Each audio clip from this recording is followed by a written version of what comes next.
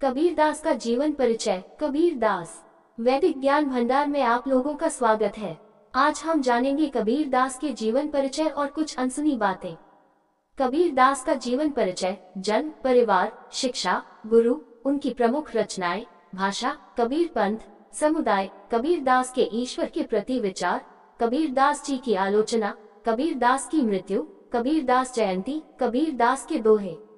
नमस्कार दोस्तों, आज की इस पोस्ट में हम भारत के महान लेखक और संत कबीरदास के जीवन के बारे में जानकारी विस्तार से बताएंगे। आपको बता दें कि कबीरदास के कुछ महान लेखन बीजक कबीर ग्रंथावली, अनुराग सागर, सखी ग्रंथ हैं। ऐसा माना जाता है कि उन्होंने बचपन में ही अपने गुरु रामानंद से अपना सारा आध्यात्मिक प्रशिक्षण प्राप्त कर लिया था। वे बहुत आध्यात्मिक व्यक्ति थे और एक महान साधु बन गए। अपनी प्रभावशाली परंपराओं और संस्कृति के कारण उन्हें दुनिया भर में प्रसिद्धि मिली। दोस्तों, इस लेख में हम आपको बताने वाले हैं महान संत कबीरदास के जीवन से जुड़ी ढेर सारी जानकारी। तो दोस्तों, शुरू करते हैं और जानते हैं विस्तार से कबीरदास का जीवन परिचय। कबीरदास का जीवन परिचय। नाम संत कबीरदास, अन्य नाम कबीरदास, कबीर परमेश्वर, कबीर साहब, कबीरा। जन्म सन 1398, विक्रम संवत 1455, लहरतारा, काशी, उत्तर प्रदेश। मृत्यु सन 1519, विक्रम संवत 1575, मगहर, उत्तर प्रदेश, 120 वर्ष। नागरिकता भारतीय। शिक्षा निरक्षर, पढ़े लिखे नहीं। पेशा संत, ज्ञानाश्रय निर्गुण, कवि, समाज सुधारक, जुलाहा। पिता माता नीरू, नीमा। गुरु रामानंद। मुख्य रचनाएं शब्द, रमणी, बीजक, कबीर दोहावली, कबीर शब्दावली, अनुराग सागर, अमर मूल। भाषा अवधी, साधुकड़ी, पंचमेव खिचड़ी। जानकारी संग्रह। इस पोस्ट में जो भी संत कबीरदास के जीवन से संबंधित अभी तक जितने भी प्रमाण मिले हैं उनकी प्रामाणिकता संदिग्ध है। स्वयं उनके द्वारा रचित काव्य और कुछ तत्कालीन कवियों द्वारा रचित काव्यों में उनके जीवन से संबंधित तथ्य प्राप्त हुए हैं। इन तथ्यों के आधार पर इस पोस्ट में जानकारी दी है। यदि इस पोस्ट में कोई भी जानकारी गलत लगती है तो हमें कांटेक्ट करके जरूर बताएं। कबीरदास का जन्म और प्रारंभिक जीवन। भारत के महान संत कबीर का जन्म सन 1398 एडी में एक जुलाहा परिवार में हुआ था। उनके पिता का नाम नीरू एवं माता का नाम नीमा था। कुछ विद्वानों का ये भी मानना है कि कबीर किसी विधवा ब्राह्मणी के पुत्र थे, जिसने लोक लाज के डर से जन्म देते ही कबीर को त्याग दिया था। नीरू और नीमा को कबीर पढ़े हुए मिले और उन्होंने कबीर का पालन पोषण किया। कबीर के गुरु प्रसिद्ध संत स्वामी रामानंद थे। लोक कथाओं के आधार पर यह स्पष्ट होता है कि कबीर विवाहित थे। इनकी पत्नी का नाम लोई था। इनकी दो संतानें थी, एक पुत्र और एक पुत्री। पुत्र का नाम कमाल था और पुत्री का नाम कमाली। कबीर दास की शिक्षा। कबीर ने कोई औपचारिक शिक्षा नहीं ली और न ही उन्होंने कभी कागज कलम को छुआ।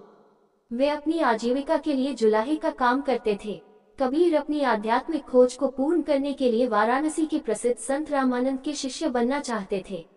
स्वामी रामानंद जी अपने समय के सुप्रसिद्ध ज्ञानी कहे जाते थे, पर रामानंद उन्हें शिष्य के रूप में स्वीकार नहीं करना चाहते थे। किंतु कबीर ने उन्हें मन ही मन अपना गुरु मान लिया था। वे अपने गुरु से गुरु मंत्र लेना चाहते थे, पर कबीर दास को कोई उपाय नहीं सूझ रहा था। कबीर दास जब संत रामानंद रात्रि 4 बजे स्नान के लिए काशी घाट पर जाते थे तो उनके मार्ग में लेट जाते थे, ताकि उनके गुरु मुख से जो भी पहला शब्द निकले उसे ही गुरु मंत्र मान लेंगे। तब एक दिन मार्ग में उनके गुरु के पैर कबीर पर पड़े तो संत रामानंद ने अपने मुंह से राम नाम लिया। बस कबीर ने उसे ही गुरु मंत्र मान लिया। कुछ लोग मानते हैं कि कबीर दास जी के कोई गुरु नहीं थे। उन्हें जो ज्ञान प्राप्त हुआ वह अपनी ही बदौलत प्राप्त किया। वे पढ़े लिखे नहीं थे, ये बात उनके इस दोहा से मिलता है। कबीर दास जी ने स्वयं कोई ग्रंथ नहीं लिखा, उन्होंने सिर्फ उसे बोले थे। उनके शिष्यों ने उनके द्वारा कही गई बातों और उपदेशों को कलमबद्ध किया था। कबीर दास के बारे में जानकर ही आश्चर्य होता है कि उन्होंने कभी कागज कलम को हाथ तक नहीं लगाया, न ही कोई पढ़ाई की और न ही उनके कोई औपचारिक गुरु थे। पर कैसे उन्हें इतना आत्मज्ञान प्राप्त हुआ, यह अपने आप में हैरान करने वाला है। कबीर दास के जीवन पर आज के पढ़े लिखे लोग पीएचडी कर रहे हैं। कबीर दास की मृत्यु। 15वीं शताब्दी के सूफी कवि कबीर दास के अनुसार ऐसी मान्यता है कि उन्होंने अपनी मृत्यु का स्थान मगहर चुना था, जो लखनऊ से लगभग 240 किलोमीटर दूर स्थित है। उन्होंने लोगों के मन से परियों की कहानी, मिथक को दूर करने के लिए इस जगह को मरने के लिए चुना है। उन दिनों यह माना जाता था कि जो व्यक्ति मगहर क्षेत्र में अपनी अंतिम सांस लेते हैं और मर जाते हैं, उसे स्वर्ग में जगह नहीं मिलेगी और साथ ही अगले जन्म में गधे का जन्म भी नहीं होगा। लोगों के मिथकों और अंधविश्वासों को तोड़ने के कारण कबीर दास की मृत्यु काशी के बजाय मगहर में हुई। विक्रम संवत 1575 में हिंदू कैलेंडर के अनुसार उन्होंने माघ शुक्ल एकादशी पर वर्ष 1518 में जनवरी के महीने में मगहर में दुनिया को छोड़ दिया। ये भी माना जाता है कि जो काशी में मर जाता है वह सीधे स्वर्ग जाता है, इसलिए हिंदू लोग अपने अंतिम समय में काशी जाते हैं और मोक्ष प्राप्त करने के लिए मृत्यु की प्रतीक्षा करते हैं। मिथक को ध्वस्त करने के लिए कबीर दास की मृत्यु काशी से हुई थी। इससे जुड़ी एक प्रसिद्ध कहावत है, जो कबीरा काशी मुए तो रमे कौन निहुरा, यानी काशी में मरने से ही स्वर्ग जाने का आसान रास्ता है, तो भगवान की पूजा करने की क्या जरूरत है। मगहर में कबीर दास की मजार और समाधि है। उनकी मृत्यु के बाद उनके हिंदू और मुस्लिम धर्म के अनुयायी उनके शरीर के अंतिम संस्कार के लिए लड़ते हैं, लेकिन जब वे शव से चादर निकालते हैं तो उन्हें केवल कुछ फूल मिलते हैं, जिन्हें उन्होंने अपने रीति रिवाजों और परंपराओं के अनुसार अंतिम संस्कार पूरा किया। समाधि से कुछ मीटर की दूरी पर एक गुफा है जो मृत्यु से पहले उनके ध्यान स्थान का संकेत देती है। कबीर शोध संस्थान नाम का एक ट्रस्ट चल रहा है जो कबीर दास के कार्यों पर शोध को बढ़ावा देने के लिए एक शोध फाउंडेशन के रूप में काम करता है। यहाँ शैक्षणिक संस्थान भी चल रहे हैं जिनमें कबीर दास की शिक्षाएं शामिल हैं। इनका भी जीवन परिचय पढ़िए। सुभाष चंद्र बोस का जीवन परिचय, रतन टाटा का जीवन परिचय, स्वामी विवेकानंद का जीवन परिचय, कबीर दास जयंती, कबीर दास डिटेल्स इन हिंदी। महान कबीर दास का जन्म ज्येष्ठ पूर्णिमा के दिन हुआ था, इसीलिए हर वर्ष ज्येष्ठ पूर्णिमा के दिन ही उनकी जयंती मनाई जाती है। इस दिवस कबीर पंथ के अनुयायी कबीर के दोहे पढ़ते हैं, उनकी शिक्षा से सबक लेते हैं। लोग कथा सत्संग का आयोजन करते हैं। इस दिन लोग अक्सर उनके जन्म स्थान वाराणसी के कबीर चौथा मठ में धार्मिक उपदेश का आयोजन करते हैं। कई जगह तो कबीर दास जयंती के अवसर पर भव्य जश्न मनाया जाता है, जबकि कई जगहों पर धार्मिक जुलूस और शोभायात्रा भी निकाल जाती है। कबीर दास की जयंती न केवल भारत में बल्कि विदेशों में भी बड़े उत्साह के साथ मनाई जाती है। संत कबीर दास की जयंती प्रत्येक वर्ष ज्येष्ठ महीने की पूर्णिमा तिथि को मनाया जाता है। साल 2024 में संत कबीर दास जी की जयंती 22 जून 2024 दिन शनिवार को मनाई जाएगी। कबीर दास के गुरु, कबीर दास के गुरु महान संत कबीर ने काशी के प्रसिद्ध महात्मा रामानंद को अपना गुरु माना है। कहा जाता है कि रामानंद जी ने नीच जाति का समझकर कबीर को अपना शिष्य बनाने से इनकार कर दिया था। तब एक दिन कबीर गंगा तट पर जाकर सीढ़ियों पर लेट गए, जहां रामानंद जी प्रतिदिन सुबह जल्दी उठकर स्नान करने जाया करते थे। अंधेरे में रामानंद जी का पैर कबीर के ऊपर पड़ा और उनके मुख से राम राम निकला। तभी से कबीर ने रामानंद जी को अपना गुरु और राम नाम को गुरु मंत्र मान लिया। कुछ विद्वानों ने प्रसिद्ध सूफी फकीर शेख की को कबीर का गुरु माना है। कबीर दास जी की भाषा व प्रमुख रचनाएं। कबीर दास द्वारा लिखी गई पुस्तकें आमतौर पर दोहों और गीतों का संग्रह है। कुल कार्य 72 है, जिनमें कुछ महत्वपूर्ण और प्रसिद्ध कार्य रेखदास, कबीर बीजक, सुखनिधान, मंगल, वसंत, सबदास, सखियां और पवित्र आगम है। कबीर दास की लेखन शैली और भाषा बहुत ही सरल और सुंदर है। उन्होंने अपने दोहों को बहुत ही साहस और स्वाभाविक रूप से लिखा था, जो अर्थ और महत्व से भरे हुए हैं। उन्होंने अपने दिल की गहराई से इन्हें लिखा है। उन्होंने अपने सरल दोहों और दोहों में समस्त विश्व के भाव को संकुचित कर दिया है। उनकी बातें तुलना और प्रेरणा से परे हैं। कबीर दास की रचनाएं। कबीर दास जी ने अपनी रचनाओं को बेहद सरल और आसान भाषा में लिखा है। उन्होंने अपनी रचनाओं में बड़ी बेबाकी से धर्म, संस्कृति, समाज एवं जीवन से जुड़े महत्वपूर्ण मुद्दों पर अपनी राय रखी है। उनके काव्य में आत्मा और परमात्मा के संबंधों की भी स्पष्ट व्याख्या मिलती है। उनकी प्रमुख रचनाएं हैं साखी, शब्द, रमैनी, कबीर बीजक, सुखनिधन, रक्त, वसंत, होली अगम। इन रचनाओं में कबीर का बीजक ग्रंथ प्रमुख है। उनकी रचनाओं में वो जादू है जो किसी और संत में नहीं है। आचार्य हजारी प्रसाद द्विवेदी ने कबीर को वाणी का डिक्टेटर कहा है और आचार्य रामचंद्र शुक्ल जी ने कबीर की भाषा को पंचमेल खिचड़ी कहा है। कबीर का साहित्यिक परिचय। कबीर एक महान संत भी थे और संसारी भी, समाज सुधारक भी थे और एक सजग कवि भी। वह अनाथ थे, लेकिन सारा समाज उनकी छत्रछाया की अपेक्षा करता था। कबीर के महान व्यक्तित्व एवं उनके काव्य के संबंध में हिंदी के सुप्रसिद्ध साहित्यकार डॉक्टर प्रभाकर माचवे ने लिखा है कबीर में सत्य कहने का अपार धैर्य था और उसके परिणाम सहन करने की हिम्मत भी।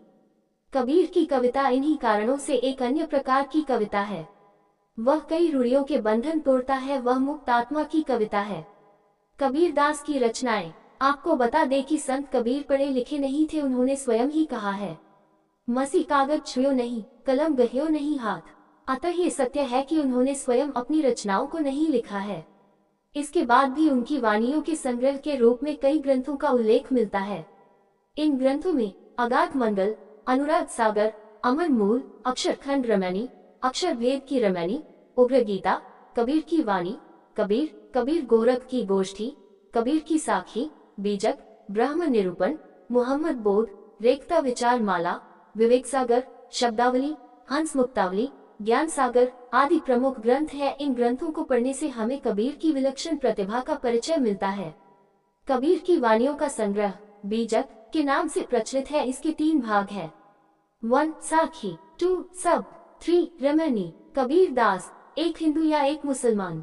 ऐसा माना जाता है कि कबीर दास की मृत्यु के बाद हिंदुओं और मुसलमानों ने कबीर दास का शव प्राप्त करने का दावा किया था। वे दोनों कबीर दास के शव का अंतिम संस्कार अपने अपने रीति रिवाजों और परंपराओं के अनुसार करना चाहते थे। हिंदुओं ने कहा कि वे शरीर को जलाना चाहते हैं क्योंकि वह एक हिंदू था, और मुसलमानों ने कहा कि वे उसे मुस्लिम संस्कार के तहत दफनाना चाहते हैं क्योंकि वह एक मुसलमान था। लेकिन जब उन्होंने शव से चादर हटाई तो उन्हें उसके स्थान पर केवल कुछ फूल मिले। उन्होंने एक दूसरे के बीच फूल बांटे और अपनी अपनी परंपराओं और रीति रिवाजों के अनुसार अंतिम संस्कार किया। ये भी माना जाता है कि जब वे लड़ रहे थे तो कबीर दास की आत्मा उनके पास आई और उन्होंने कहा कि मैं न तो हिंदू था और न ही मुसलमान, मैं दोनों था, मैं कुछ भी नहीं था, मैं ही सब कुछ था, मैं दोनों में ईश्वर को पहचानता हूँ। न कोई हिंदू है और न कोई मुसलमान, जो मोह से मुक्त है उसके लिए हिंदू और मुसलमान एक ही है। कफन हटाओ और चमत्कार देखो। कबीर दास का मंदिर काशी में कबीर चौरा पर बना है, जो अब पूरे भारत के साथ साथ भारत के बाहर लोगों के लिए महान तीर्थ स्थान बन गया है। और उसकी एक मस्जिद मुसलमानों द्वारा कब्र के ऊपर बनाई गई थी, जो मुसलमानों के लिए तीर्थ बन गई है। कबीर दास बायोग्राफी इन हिंदी। कबीर दास बायोग्राफी इन हिंदी। कबीर दास के ईश्वर के प्रति विचार। संत कबीर की दृष्टि में ईश्वर एक है। जिस प्रकार विश्व में एक ही वायु और जल है, उसी प्रकार संपूर्ण संसार में एक ही परम ज्योति व्याप्त है। सभी मानव एक ही मिट्टी से अर्थात ब्रह्म द्वारा निर्मित हुए हैं। कबीर दास ने ईश्वर प्राप्ति के प्रचलित विश्वासों का खंडन किया है। कबीर के अनुसार ईश्वर न मंदिर में है, न मस्जिद में, न काबा में है, न कैलाश आदि तीर्थ स्थानों में। वह न योग साधना से मिलता है और न वैरागी बनने से। ये सब ऊपरी दिखावे हैं, ढोंग है। इनसे भगवान की प्राप्ति नहीं हो सकती। कबीर दास के दोहे अर्थ सहित। कबीर दास के दोहे सुनने में और मन ही मन गुनगुनाने में बड़ा अच्छा लगता है।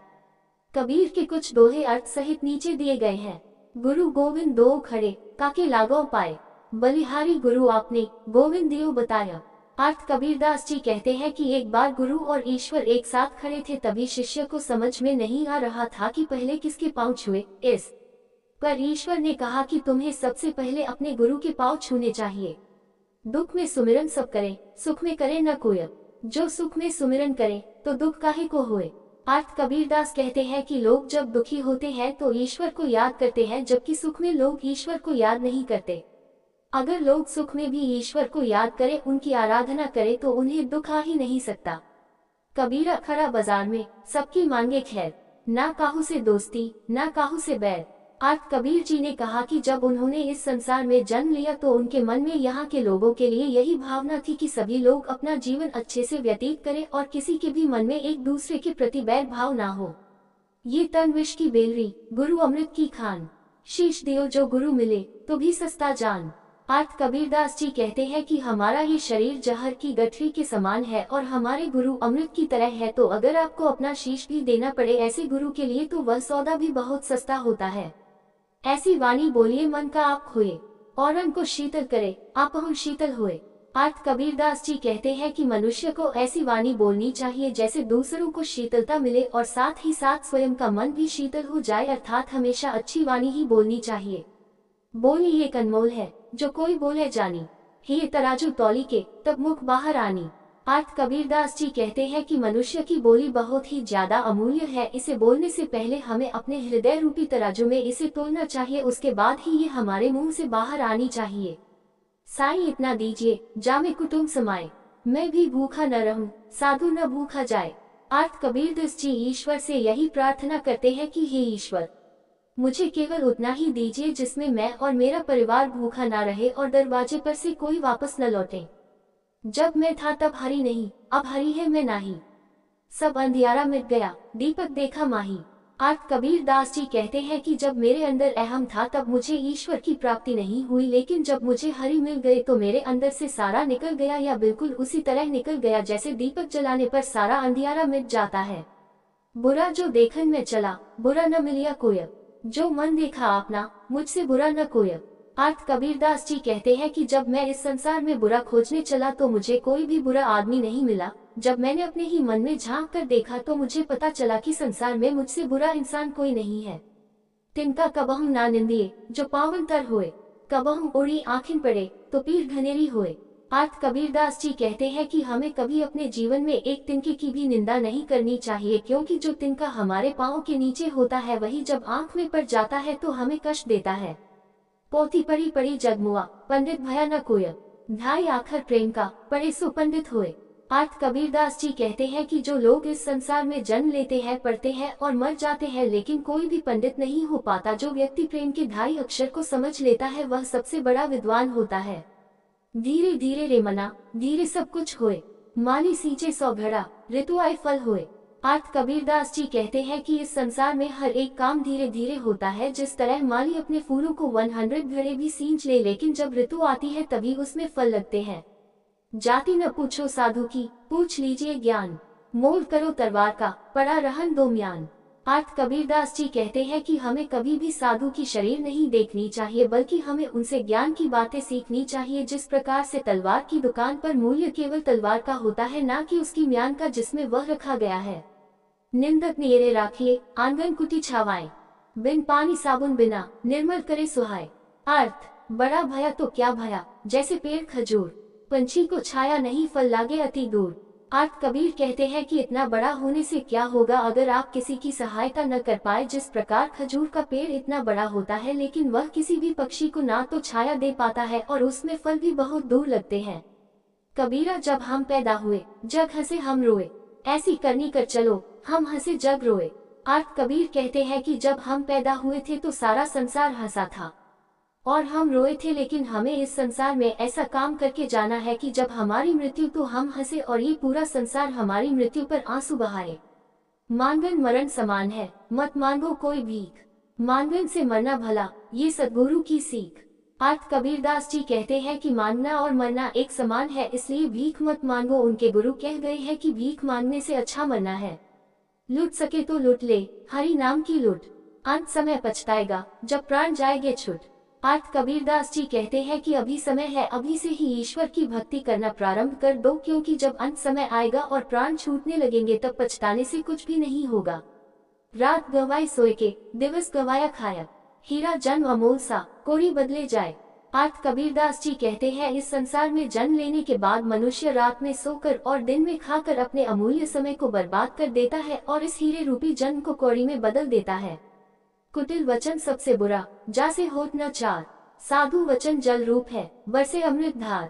अर्थ तीर्थ गए से एक फल, संत मिले फल चार, सद्गुरु मिले अनेक फल, कहे कबीर विचार।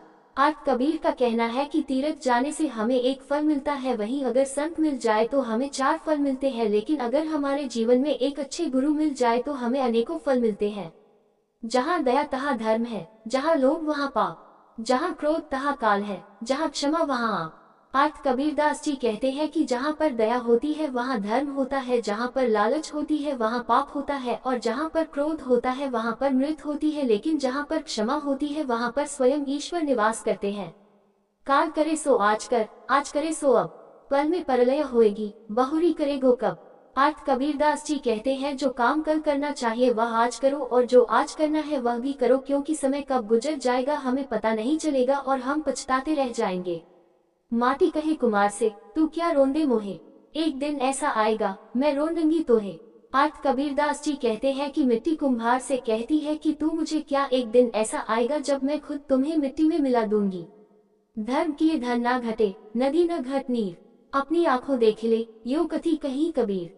अर्थ कबीरदास जी कहते हैं कि धर्म का कार्य करने से कभी धन नहीं घटता है, ना तो नदी को देखने से उसका पानी कम होता है। कबीर जी कहते हैं कि यह उन्होंने अपनी आंखों से देखा है।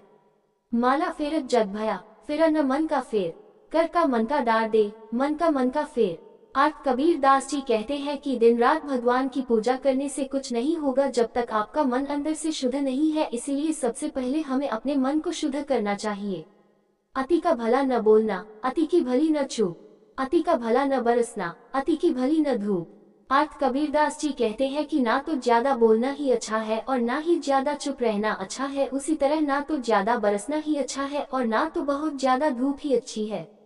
कबीरदास के भजन। कबीरदास के प्रसिद्ध भजन इस प्रकार है।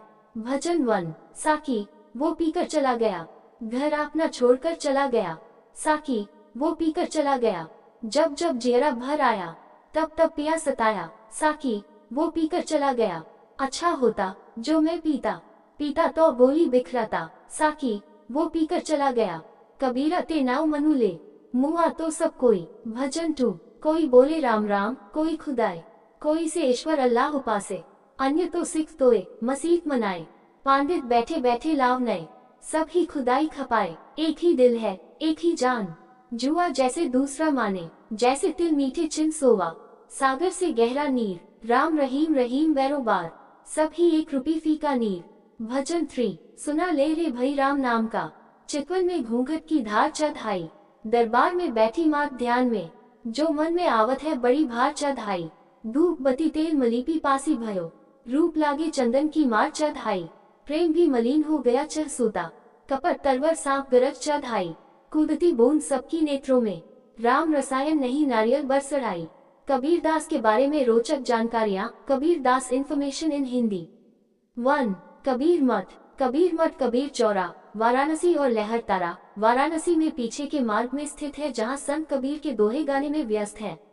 ये लोगों को जीवन की वास्तविक शिक्षा देने का स्थान है। नीरू टीला उनके माता पिता नीरू और नीमा का घर था। अब ये कबीर के कार्यों का अध्ययन करने वाले छात्रों और विद्वानों के लिए आवास बन गया है। 2। दर्शन। कबीरदास पहले भारतीय संत है जिन्होंने हिंदू और इस्लाम दोनों को एक सार्वभौमिक मार्ग देकर हिंदू और इस्लाम का समन्वय किया है, जिसका पालन हिंदू और मुस्लिम दोनों कर सकते हैं। उनके अनुसार प्रत्येक जीवन का दो आध्यात्मिक सिद्धांतों, जीवात्मा और परमात्मा, से संबंध है। मोक्ष के बारे में उनका विचार था कि यह इन दो दैवीय सिद्धांतों को एकजुट करने की प्रक्रिया है। 3। उनकी कविता। उन्होंने एक वास्तविक गुरु की प्रशंसा के अनुरूप कविताओं की रचना एक संक्षिप्त और सरल शैली में की थी। अनपढ़ होने के बावजूद उन्होंने अवधी, ब्रज और भोजपुरी जैसी कुछ अन्य भाषाओं को मिलाकर हिंदी में अपनी कविताएं लिखी थी।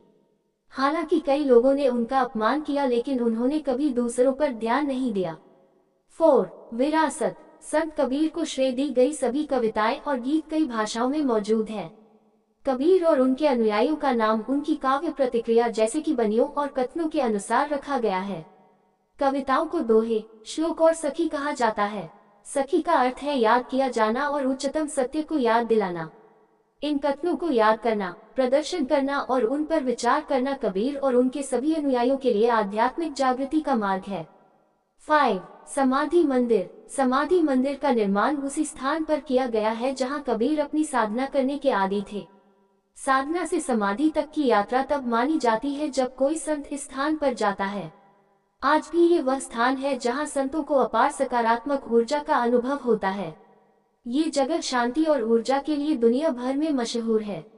ऐसा माना जाता है कि उनकी मृत्यु के बाद लोग उनके शरीर को अंतिम संस्कार के लिए लेने को लेकर झगड़ रहे थे, लेकिन जब उनके समाधि कक्ष का दरवाजा खोला गया तो केवल 2 फूल थे जो उनके हिंदू मुस्लिम शिष्यों के बीच अंतिम संस्कार के लिए वितरित किए गए थे। समाधि मंदिर का निर्माण मिर्जापुर की मजबूत ईंटों से किया गया है। 6। कबीर चबूतरा में बीचक मंदिर। ये स्थान कबीर दास का कार्यस्थल होने के साथ साथ साधना स्थल भी था। यहीं पर उन्होंने अपने शिष्यों को भक्ति, ज्ञान, कर्म और मानवता का ज्ञान दिया था। इस जगह का नाम कबीर चबूतरा रखा गया। बीजक कबीर दास की महान कृति थी, इसलिए कबीर चबूतरा का नाम बीजक मंदिर पड़ा। निष्कर्ष। तो आशा है दोस्तों की आपको कबीर दास का जीवन परिचय, कबीर दास बायोग्राफी इन हिंदी, दोहे आज सहित कोट्स, ये पोस्ट जानकारी पूर्ण लगा होगा और अगर ये पोस्ट आपको पसंद आए तो यह अपने दोस्तों के साथ जरूर शेयर करिए। एक महान कबीर दास भारत के प्रमुख आध्यात्मिक कवियों में से एक है जिन्होंने लोगों के जीवन को बढ़ावा देने के लिए अपने दार्शनिक विचार दिए हैं। ईश्वर में एकता के उनके दर्शन और वास्तविक धर्म के रूप में कर्म ने लोगों के मन को अच्छाई की ओर बदल दिया है। ईश्वर के प्रति उनका प्रेम और भक्ति हिंदू भक्ति और मुस्लिम सूफी दोनों की अवधारणा को पूरा करती है। इस पोस्ट में आपको कोई भी जानकारी गलत लगे तो तुरंत हमें कांटेक्ट करके बताइए। धन्यवाद।